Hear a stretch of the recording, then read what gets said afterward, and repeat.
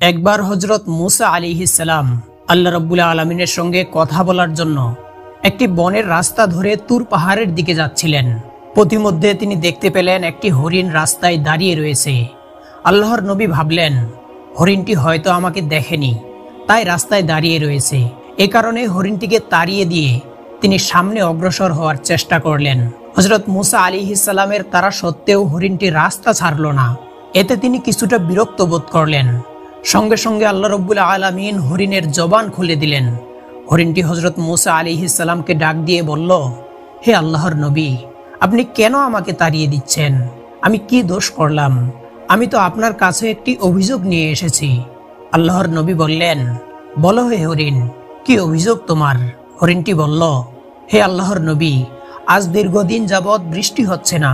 বৃষ্টির অভাবে বনের গাছপালা শুকিয়ে পাতা ঝরে পড়ছে, নতুন ঘাস জন্মাচ্ছে না। বনের পশু পাখি ক্ষুধায় মৃত্যুর সন্নিকটে চলে এসেছে। মায়ের স্তনে দুগ্ধ শুকিয়ে গেছে, বাচ্চারা দুধের অভাবে হাহাকার করছে। আপনি তো আল্লাহর সাথে কথা বলার জন্য তুর পর্বতে যাচ্ছেন। দয়া করে আপনি আল্লাহ রাব্বুল আলামিনের কাছ থেকে জেনে নেবেন কবে তিনি রহমতের বৃষ্টি বর্ষণ করবেন। হযরত মুসা আলাইহিস সালাম হরিণের আরজি আল্লাহর কাছে পেশ করার ওয়াদা করে সামনে চললেন। তুর পর্বতে গিয়ে তিনি আল্লাহর সাথে দীর্ঘক্ষণ যাবৎ কথা বললেন। এক পর্যায়ে তিনি বললেন, হে আল্লাহ, আমি আপনার সাথে কথা বলতে আসার সময় পথিমধ্যে একটি হরিণের সাথে আমার সাক্ষাৎ হয়েছিল। হরিণ আরজি করে বলল, আজ দীর্ঘদিন যাবৎ বৃষ্টি হচ্ছে না। বৃষ্টির অভাবে বনের গাছপালা শুকিয়ে পাতা ঝরে পড়ছে, নতুন ঘাস জন্মাচ্ছে না। বনের পশু পাখি ক্ষুধায় মৃত্যুর সন্নিকটে চলে এসেছে। মায়ের স্তনে দুগ্ধ শুকিয়ে গেছে, বাচ্চারা দুধের অভাবে হাহাকার করছে। হে রহমান, কবে আপনি আপনার রহমতের বৃষ্টি বর্ষণ করে পশু পাখিদের কষ্ট দূর করবেন? এটি জানতে চেয়েছিল হরিণ। হযরত মুসা আলাইহিস সালামের প্রশ্নের জবাবে আল্লাহ রাব্বুল আলামিন বললেন, হে মুসা, 100 বছর পর বৃষ্টি হবে, তার আগে নয়। হযরত মুসা আলাইহিস সালাম বললেন, হে রহমান, তবে তো সকল পশু পাখি মৃত্যুবরণ করবে, দুনিয়ার কোনো জীবের অস্তিত্ব থাকবে না। আল্লাহ বললেন, মুসা, এটাই আমার ফয়সালা। এটা শুনে হযরত মুসা আলাইহিস সালাম আর কিছুই বললেন না। তিনি মর্মাহত হয়ে ফিরে আসতে লাগলেন আর মনে মনে দোয়া করতে লাগলেন যেন হরিণের সাথে তার সাক্ষাৎ না হয়। কিন্তু হরিণ ঠিকই মুসা আলাইহিস সালামের সামনে হাজির। মুসা আলাইহিস সালাম কিছুই বলছেন না। হরিণটি বলল, হে আল্লাহর নবী, কি ব্যাপার? আপনার মুখ বেজার কেন? দয়া করে বলুন, আমার আরজি কি আল্লাহর কাছে পেশ করেছিলেন? আল্লাহর নবী বললেন, হে হরিণ, আমি তোমার জন্য ভালো কোনো সংবাদ নিয়ে আসতে পারিনি। হরিণ বলল, ভালো বা মন্দ যাই হোক, আল্লাহ কি বলেছেন আপনি শুধু আমাকে এতটুকুই বলুন। হযরত মুসা আলাইহিস সালাম বললেন, আল্লাহ তাআলা বলেছেন 100 বছর পর বৃষ্টি হবে, তার আগে নয়। এই সংবাদ শুনে হরিণ বলল, আলহামদুলিল্লাহ। হযরত মুসা আলাইহিস সালাম অত্যন্ত আশ্চর্যান্বিত হয়ে গেলেন। তিনি বললেন, হরিণ, 100 বছর পর বৃষ্টি হবে, এটা কি আলহামদুলিল্লাহ বলার মতো সংবাদ? যদি এটাই হয়, তাহলে পৃথিবীতে কি কোনো জীবের অস্তিত্ব থাকবে? এটা তো অত্যন্ত চিন্তার বিষয়। হরিণটি বলল, হে আল্লাহর নবী, সৃষ্টি জগতের প্রতি আপনার যা দয়া, তার চাইতে লক্ষ কোটি গুণ বেশি দয়া আল্লাহ রাব্বুল আলামিনের। সেই দয়ালু আল্লাহ যদি 100 বছর পর বৃষ্টি বর্ষণ করা তার সৃষ্টি জীবের জন্য শ্রেয় মনে করেন, তবে তার এই সিদ্ধান্তে আমি সন্তুষ্ট। আমি ভালো করেই জানি আল্লাহ যা করেন সৃষ্টির মঙ্গলের জন্যই করেন। এই বলে বনের হরিণ বনে চলে গেল আর হযরত মুসা আলাইহিস সালাম বাড়ির দিকে রওনা করলেন। কিন্তু আল্লাহর কি মহিমা! হযরত মুসা আলাইহিস সালাম তার ঘরে পৌঁছার পূর্বেই আকাশ মেঘাচ্ছন্ন হয়ে আসলো এবং কিছুক্ষণের মধ্যেই ঝমঝম করে রহমতের বৃষ্টি বর্ষিত হতে লাগলো। সুবহানাল্লাহ। হযরত মুসা আলাইহিস সালাম অবাক হয়ে আল্লাহর কাছে ফরিয়াদ করলেন, হে মাবুদ, তোমার মহিমা বুঝা বড় দায়। আমাকে বললে 100 বছরের পূর্বে বৃষ্টি হবে না, সেখানে একদিনও অতিবাহিত হতে পারলো না। আমি মুসা ঘরে পর্যন্ত পৌঁছাতে পারলাম না, তার পূর্বেই তুমি বৃষ্টি দান করলে, এর কারণ কি মাবুদ? আল্লাহ রাব্বুল আলামিন বললেন, হে মুসা, তুমি তো আমার ফয়সালা শুনে নাখোশ হয়ে গিয়েছিলে, কিন্তু বনের হরিণ আমার ফয়সালা শুনে রাজি হয়ে যখন আলহামদুলিল্লাহ বলল, তখন আমার রহমতের দুনিয়ায় জোশ মেরে উঠল। আমি আল্লাহ খুশি হয়ে গেলাম এবং যেই বৃষ্টি 100 বছর পর হওয়ার কথা ছিল, তা 100 বছর পূর্বেই দান করলাম। হযরত মুসা আলাইহিস সালাম আল্লাহ রাব্বুল আলামিনের দরবারে সেজদায় পড়ে কান্না করে বলতে লাগলেন, হে রহমানুর রহিম, বনের হরিণ তোমার মহিমা বুঝলো, কিন্তু আমি মূসা বুঝলাম না। হে মাবুদ, এই অধমকে তুমি ক্ষমা করো আর তোমার শুকরগুজার বান্দা হওয়ার তৌফিক দাও। সহিহুল বুখারীতে বর্ণিত আছে, বনি ইসরায়েলীদের মধ্যে একজন কাতেল হত্যাকারী লোক ছিল। সে ৯৯টি খুন করেছিল। ৯৯টি খুন করার পরে তার অন্তরে আল্লাহ রব্বুল আলামিনের ভয় সৃষ্টি হলো। তখন সে রব্বুল আলামিনের দরবারে তওবা করার জন্য অস্থির হয়ে গেল। সে দেখলো একটি ইবাদতখানার সামনে কিছু লোক দাঁড়িয়ে রয়েছে। সে তাদের কাছে গিয়ে বলল, হে ভাইরা, আপনারা তো আল্লাহ রব্বুল আলামিনের প্রিয় বান্দা, আপনারা তার ইবাদত বন্দেগী করছেন, কিন্তু আমি আল্লাহর একজন নিকৃষ্ট বান্দা। আমি আল্লাহর ৯৯ জন নিরপরাধ বান্দাকে হত্যা করেছি। আপনারা বলুন, আমি যদি এখন তওবা করি, আল্লাহ কি আমার তওবা কবুল করবেন? সেই লোকেরা বলল, ভাই, তুমি আমাদের কাছে না বলে যাও, অমুক জায়গায় একজন বুজুর্গ ব্যক্তি থাকে, তার কাছে গিয়ে জিজ্ঞাসা করো। লোকদের কাছ থেকে বুজুর্গ ব্যক্তির সন্ধান পেয়ে সেই লোকটি তার কাছে গেল এবং বলল, হে আল্লাহর বুজুর্গ বান্দা, আমি আল্লাহর ৯৯ জন নিষ্পাপ বান্দাকে হত্যা করেছি। এখন আমার অন্তরে আল্লাহর ভয় সৃষ্টি হয়েছে, আমি তওবা করতে চাই। বলুন, এই মুহূর্তে যদি আমি তওবা করি, আল্লাহ রব্বুল আলামিন কি আমার তওবা কবুল করবেন? সেই বুজুর্গ ব্যক্তি বলল, রে পাপী, রে জঘন্য, রে নিষ্ঠুর, তুই কিভাবে আল্লাহর ৯৯ জন নিষ্পাপ বান্দাকে হত্যা করতে পারলি? তোর মতো পাপীর তওবা আল্লাহ রব্বুল আলামিন কোনো দিনই কবুল করবেন না। সেই বুজুর্গ ব্যক্তির কথা শুনে লোকটি অনেক রাগান্বিত হয়ে গেল এবং তাকেও হত্যা করে ফেলল। এর মাধ্যমে সে ১০০ হত্যা পরিপূর্ণ করল। এরপর সে আবার কিছু লোককে জিজ্ঞাসা করল, ভাই, আমি ৯৯টি খুন করেছিলাম। অতঃপর একজন বুজুর্গের কাছে এসে বললাম, আল্লাহ রব্বুল আলামিন কি আমার তওবা কবুল করবেন কিনা? কিন্তু তিনি বললেন, আল্লাহ আমার তওবা কবুল করবেন না। রাগান্বিত হয়ে আমি তাকেও খুন করেছি। এখন আমি আল্লাহ রব্বুল আলামিনের দরবারে তওবা করতে চাই। বলুন ভাইরা, আল্লাহ কি আমার তওবা কবুল করবেন? সেই লোকেরা বলল, ভাই, তুমি অমুক এলাকায় চলে যাও, সেখানে একজন বুজুর্গ ব্যক্তি রয়েছে, সেই বুজুর্গ ব্যক্তি তোমার প্রশ্নের উত্তর দিতে পারবেন। লোকটি তাদের কাছ থেকে ঠিকানা নিয়ে সেই বুজুর্গ ব্যক্তির বাড়ির দিকে যেতে লাগলেন। কিন্তু আল্লাহর কি মহিমা, পথিমধ্যেই সেই লোকটি ইন্তেকাল করে গেল। লোকটি ইন্তেকাল করার পরে বেহেশতের ফেরেশতা এবং দোজখের ফেরেশতারা এসে তার রূহ নিয়ে টানাটানি শুরু করে দিল। বেহেশতের ফেরেশতারা বলতে লাগলো, লোকটি তওবা করতে যাচ্ছিল, অতএব আমরা তার রূহ নিয়ে জান্নাতে যাব। দোজখের ফেরেশতারা বলতে লাগলো, সে এখনো তওবা করতে পারেনি, অতএব আমরা তার রূহ নিয়ে জাহান্নামে যাব। ফেরেশতারা যখন এভাবে লোকটির রূহ নিয়ে দ্বন্দ্ব করছিল, আল্লাহ রাব্বুল আলামিন তখন বললেন, রে ফেরেশতারা, তোমরা দ্বন্দ্ব না করে দেখো, সেই লোকটি তওবা করার জন্য যেই দিকে যাচ্ছিল সেই স্থান বেশি নিকটবর্তী, নাকি যে স্থান ছেড়ে সে এসেছে সেই স্থান বেশি নিকটবর্তী? যদি সে তওবা করার স্থানের নিকটবর্তী হয়ে যায়, তাহলে জান্নাতের ফেরেশতারা তার রূহ নিয়ে জান্নাতে যাবে। আর যদি তওবা করার স্থানের নিকটবর্তী না হয়ে সে বাড়ির নিকটবর্তী হয়, তাহলে জাহান্নামের ফেরেশতারা তার রূহ নিয়ে জাহান্নামে যাবে। এরপরে ফেরেশতারা তার অবস্থান মাপ দিল। দেখা গেল তওবা করার স্থানের দিকে মাত্র ১ হাত সে বেশি অগ্রসর হয়েছিল। তখন আল্লাহ রাব্বুল আলামিন ফয়সালা দিলেন, যেহেতু সে তওবা করার স্থানের দিকেই বেশি অগ্রসর হয়েছে, যদিও তা ১ হাত, তারপরও আমি আল্লাহ দয়া করে তাকে বেহেশতবাসী হওয়ার সিদ্ধান্ত দিলাম।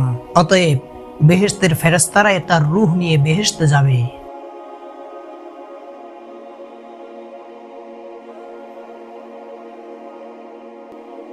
একবার হযরত মুসা আলাইহিস সালামের সঙ্গে আমালিকা সম্প্রদায়ের ভীষণ লড়াই শুরু হয়ে গেল। আমালিকা সম্প্রদায় হযরত মুসা আলাইহিস সালামের সৈন্যদের উপর বারবার আক্রমণ করলো, কিন্তু তারা যতবারই আক্রমণ করছিল, প্রতিবারই আল্লাহর নবী হযরত মুসা আলাইহিস সালাম আল্লাহ রাব্বুল আলামিনের মদদে এবং সাহায্যে তাদেরকে পরাস্ত করছিলেন। আমালিকা সম্প্রদায় সর্বশেষে বুঝতে পারল তারা কোনোভাবেই আল্লাহর নবী মুসার সৈন্যদের সঙ্গে পেরে উঠবে না। তাদের মাঝে একজন খুবই বয়স্ক এবং বুদ্ধিমান বৃদ্ধ ছিল। সকলেই তখন তার কাছে গিয়ে বলল, জনাব, আমরা বারবার মুসার সৈন্যদেরকে আক্রমণ করছি, কিন্তু যতবারই আক্রমণ করছি ততবারই তারা আমাদেরকে পরাস্ত করে দিচ্ছে। আপনি বলুন, কিভাবে আমরা মুসার বিরুদ্ধে বিজয় লাভ করতে পারি?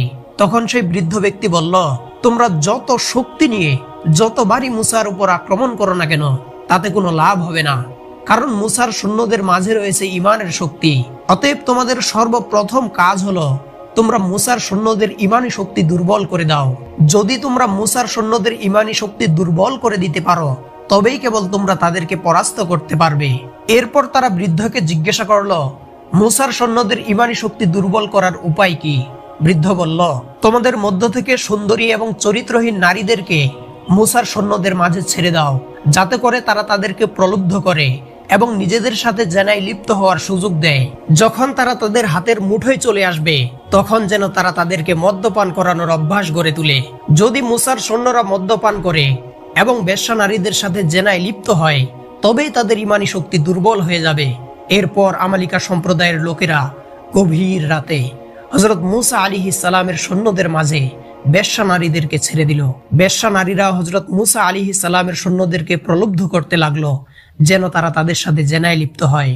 আল্লাহর নবী হযরত মুসা আলাইহিস সালামের সৈন্যদের মধ্য থেকে কিছু কিছু সৈন্য সেই নারীদের প্ররোচনায় পড়ে তাদের সাথে জেনায় লিপ্ত হলো। এরপর সেই বেশ্যা নারীরা হযরত মুসা আলাইহিস সালামের সৈন্যদের মদ্যপানের অভ্যাস গড়িয়ে তুলল। কিছুদিনের মধ্যেই বেশ কিছু সৈন্য এই জালে ফেসে গেল।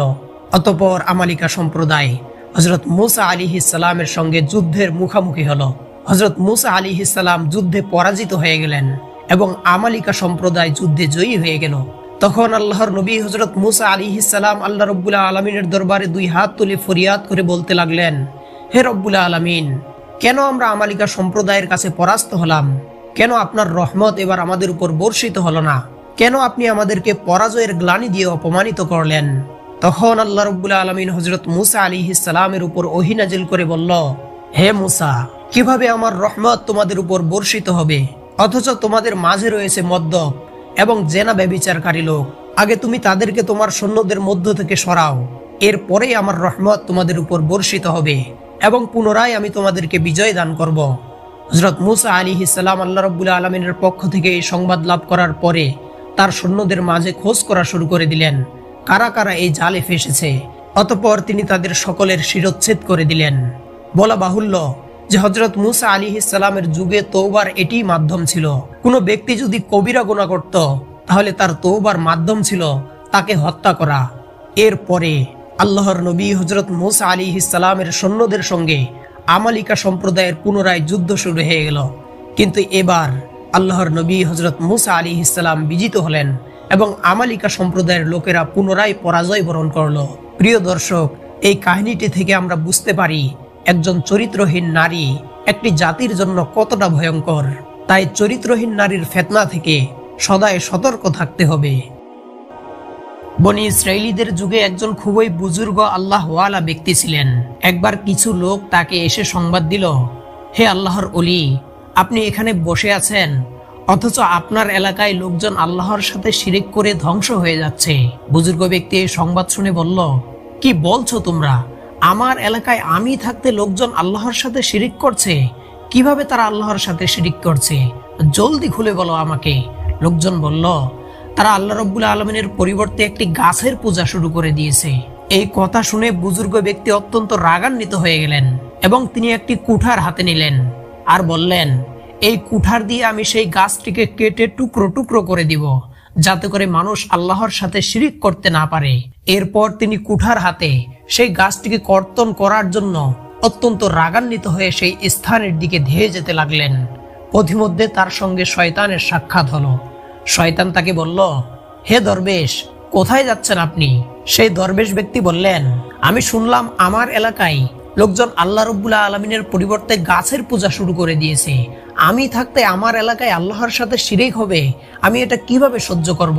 তাই এই কুঠার হাতে নিয়েছি, এই কুঠার দিয়ে সেই গাছটিকে কেটে টুকরো টুকরো করে ফেলবো। শয়তান বলল, কিন্তু দরবেশ বাবা, আমি তো আপনাকে সেখানে যেতে দিব না। দরবেশ বলল, তুমি কে? শয়তান বলল, আমি হলাম ইবলিস, আমি চাই লোকজন আল্লাহর সাথে শিরিক করুক। তখন দরবেশ বলল, তাহলে তুমি পারলে আমাকে ঠেকাও। এরপরে দরবেশ এবং শয়তানের মধ্যে যুদ্ধ শুরু হয়ে গেল। অনেকক্ষণ ধরে যুদ্ধ করার পরে দরবেশ শয়তানকে পরাস্ত করে দিল। শয়তান পরাজিত হয়ে দরবেশকে বলল, হে আল্লাহর ওলি, হে বুজুর্গ, আপনার ঈমানী শক্তির কাছে আমি কিছুই নই, তবে আপনার সঙ্গে আমি একটি চুক্তি করতে চাই। যদি আপনি গাছটি না কাটেন তাহলে প্রতিদিন আমি আপনার বাড়িতে 2টি করে স্বর্ণ মুদ্রা দিয়ে আসব। দরবেশ অত্যন্ত অভাবী লোক ছিল। যখন সে শয়তানের পক্ষ থেকে এই প্রস্তাব পেল, তখন সে ভাবতে লাগলো, প্রতিদিন যদি 2টি করে স্বর্ণ মুদ্রা পাওয়া যায় তাহলে তো আমার অভাব দূর হয়ে যাবে। তাই দরবেশ শয়তানের প্রস্তাবে রাজি হয়ে গেল এবং সে গাছটি না কেটে বাড়িতে ফিরে গেল। দীর্ঘদিন যাবৎ শয়তান তার বাড়ির দরজায় প্রতিদিন সকালে 2টি করে স্বর্ণ মুদ্রা রেখে আসতে লাগলো। হঠাৎ দরবেশ একদিন দেখলো তার বাড়ির সামনে কোনো স্বর্ণ মুদ্রা নেই। এটা দেখে দরবেশ অত্যন্ত রাগান্বিত হয়ে গেল। সে ভাবলো, হায় রে শয়তান, তুই আমার সাথে ধোঁকাবাজি করলি। তোর কথা মতো আমি গাছটিকে কাটলাম না, মানুষকে শিরক করতে দিলাম, কিন্তু এখন তুই আমাকে স্বর্ণ মুদ্রা দিচ্ছিস না।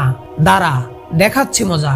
এই বলে দরবেশ আবার কুঠার হাতে নিল এবং সেই গাছটিকে কর্তন করার জন্য রাগান্বিত হয়ে সেই স্থানের দিকে ধেয়ে যেতে লাগলো। পথিমধ্যে আবার শয়তান হাজির। শয়তান বলল, দরবেশ বাবা, যাচ্ছেন কোথায়? দরবেশ বলল, শয়তান, তুই আমার সঙ্গে ধোঁকাবাজি করেছিস। আমার সঙ্গে ওয়াদা করেছিলিস যে প্রতিদিন আমাকে 2টি করে স্বর্ণ মুদ্রা দিবি, কিন্তু আজকে তো তুই আমাকে স্বর্ণ মুদ্রা দিলি না। আমি আবার যাচ্ছি সেই গাছটিকে কর্তন করতে। শয়তান বলল, কিন্তু দরবেশ বাবা, আমি তো আপনাকে সেখানে যেতে দিব না এবং গাছটিকেও কর্তন করতে দিব না। দরবেশ বলল, পারলে আমাকে ঠেকিয়ে দেখা। এরপর শয়তান এবং দরবেশের মাঝে আবার শুরু হয়ে গেল ভীষণ লড়াই। অনেকক্ষণ লড়াই করার পরে এবার শয়তান দরবেশকে হারিয়ে দিল। দরবেশ অত্যন্ত আশ্চর্যান্বিত হয়ে গেল। তখন সে শয়তানকে বলল, কিরে শয়তান, ইতিপূর্বে তো আমি তোকে হারিয়ে দিয়েছিলাম, কিন্তু এখন তোর মাঝে এমন কি শক্তি চলে আসলো যে তুই আমাকে হারিয়ে দিলি? শয়তান বলল, হে দরবেশ বাবা, আমার মাঝে শক্তির কোনো পরিবর্তন হয়নি, বরং শক্তির পরিবর্তন ঘটেছে আপনার মাঝে। প্রথমবার যখন আপনি গাছটিকে কর্তন করার জন্য যাচ্ছিলেন, তখন আপনার মাঝে ছিল ঈমানের শক্তি। আপনি আল্লাহ রাব্বুল আলামিনের ভালোবাসা এবং মহব্বত নিয়ে এই কাজটি করার জন্য যাচ্ছিলেন। কিন্তু দ্বিতীয়বার যখন আপনি গাছটি কর্তন করতে যাচ্ছেন, তখন আপনার মাঝে আর সেই ঈমানের শক্তি নেই। আপনি যাচ্ছেন স্বর্ণমুদ্রা না পাওয়ার কারণে রাগান্বিত হয়ে। আমি অর্থ দিয়ে আপনার ঈমানকে ক্রয় করেছি, এরপর আপনার ঈমানকে দুর্বল করেছি। যখন আপনার ঈমান দুর্বল হয়ে গেছে, আপনাকে স্বর্ণমুদ্রা দেওয়া বন্ধ করে দিয়েছি। এখন আপনার মাঝে পূর্বের মতো ঈমানি বল নেই, এ কারণে আপনি আমার কাছে পরাস্ত হয়েছেন। দরবেশ তখন বলল, হায় রে শয়তান, কিছু অর্থের মাধ্যমে তুই আমার ঈমানকে ধ্বংস করে দিলি। প্রিয় দর্শক, এই কাহিনী থেকে আমাদের শিখার বিষয় হলো, প্রতিটি কাজ আমরা আল্লাহ রাব্বুল আলামিনের রাজি খুশি এবং সন্তুষ্টি অর্জনের জন্য করব, দুনিয়া পাওয়ার জন্য নয়।